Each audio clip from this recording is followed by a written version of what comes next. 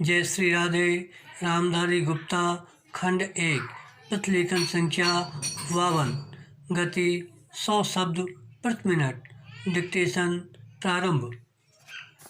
महोदय, यद्यपि योजना के अंतिम रूप पर यह औपचारिक बहस अब हो रही है, हमने योजना के प्रारूप के बारे में काफ़ी ब्यौरेवार विचार किया था। बराम, एक माननीय सदस्य ने कहा है कि योजना से ऐसा नहीं लगता कि कामों को निपटाने में तत्परता जरूरी है। बराम, मैं समझती हूँ कि योजना के प्रारूप और उसके अंतिम रूप में यही अंतर है। बराम, अंतिम रूप में हमने तात्कालिकता पर जोर दिया है, जिसका प्रमाण यह है कि उसमें आज की प्रमुख समस्याओं की पहचान की गई है, जैसे बेरोजगारी या क्षेत्रीय असंतुलन अथवा अन्य ऐसी ही बातें।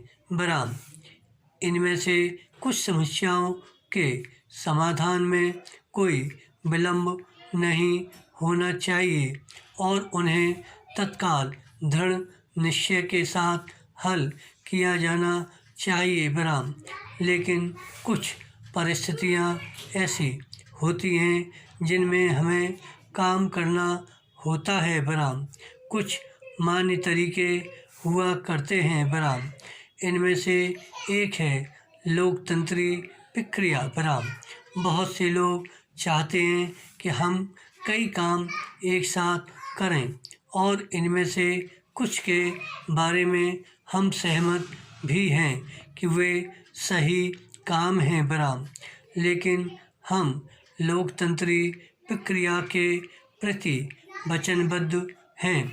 हम जनता की राय से काम करने के लिए प्रतिबद्ध हैं।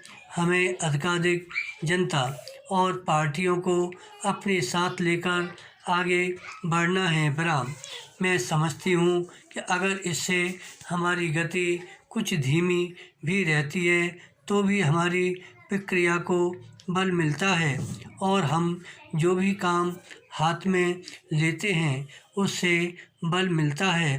पैरा, दूसरा तरीका मिश्रित अर्थव्यवस्था का है, जिससे शायद कुछ लोग सहमत नहीं हैं, लेकिन जिसे हमने अपने लिए निर्धारित किया है।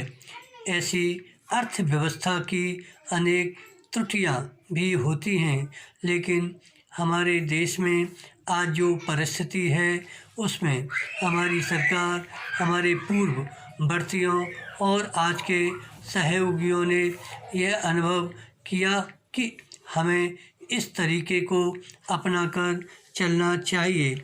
मिश्रित अर्थव्यवस्था का अर्थ मेरी समझ से यह नहीं है कि कुछ समृद्ध परिवारों को इसका लाभ मिलता रहे। बराम, कृषि या लघु उद्योग जैसे अनेक क्षेत्र कमज़ोर वर्गों के लाभ के लिए निजी क्षेत्र में रखे गए हैं और हमारी मिश्रित अर्थव्यवस्था के अंतर्गत अपने लिए लोगों को अनेक कार्यक्रम अपने हाथ में लेने के अलावा उनमें अपने लिए काम करना चाहिए।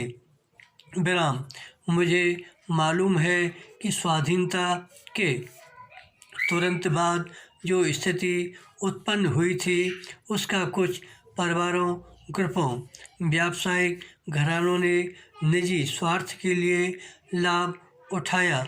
धन्यवाद। श्री हरदास।